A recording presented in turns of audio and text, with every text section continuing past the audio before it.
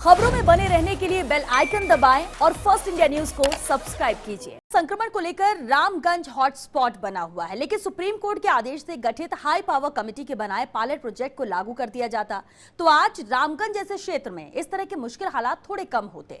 Justice VS Dave की अध्यक्षता में गठित कमेटी का ये प्रोजेक्ट फिलहाल राजस्थान हाईकोर्ट के रिकॉर्ड रूम में सिर्फ फाइलों में दफन होकर रह गया है। क्या था पायलट प्रोजेक्ट, इस पर हमने खास बात की जस्टिस वीएस दवे से। रामगंज आज की तारीख में पूरे प्रदेश और साथ ही देश भर में ये बहुत चर्चा में है। चर्चा में हो भी क्यों नहीं, क्योंकि एक तरह से कह सकते हैं कोरोना की वजह से हॉट स्पॉट बना हुआ है। लेकिन क्या आप जानते हैं कि इसी रामगंज को लेकर सुप्रीम कोर्ट के आदेश पर गठित एक एम्पावर्ड कमेटी ने बहुत कुछ जो है सरकारों को कहा भी था और बड़ी कुछ चीज़ें रिपोर्ट बना के दी भी थी।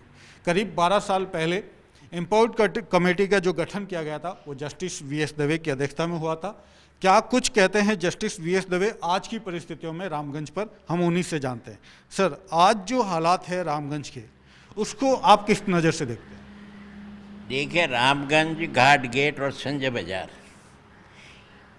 और कुछ हिस्सा जालूपुरे का और कुछ हिस्सा इधर स्टेशन के आगे जाके एक मोहल्ला नाम मैं भूल गया उसका, इन सब में कंजेशन बहुत है और हेल्थ एंड हाइजीन की कंडीशंस बहुत ख़राब हैं। तो मैं और जस्टिस इसरानी जब एम्पावर्ड कमेटी में थे तो शायद ही जयपुर की कोई ऐसी गली है जिसमें हम कोई बीमारी न होते हुए भी नाक पर रुमाल लगा के न गए हों। और हमने ख़ास तौर से मछली बाज़ार और रामगंज में और घाट गेट में देखा कि 100 टीबी के पेशेंट्स पर डे का आउटडोर था। तो हमने सुप्रीम कोर्ट को लिखा कि कंडीशंस बहुत ख़राब हैं। हमने चौड़े रास्ते में पुराने जो नाला था उसको खुदा के देखा तो हमें लगा 250 साल से उसकी सफाई नहीं हुई थी और करोड़ों कॉकरोच और चूहे उसमें थे। तो हमने इस पायलट प्रोजेक्ट उसको ठीक कराया और वहाँ हमने जो डिलैपिडेटेड बिल्डिंग थी उसको रिनोवेट भी कराया, जो आज टूरिस्ट सेंटर के नाम से जाना जाता है, जो एक ढूंढा पड़ा हुआ था।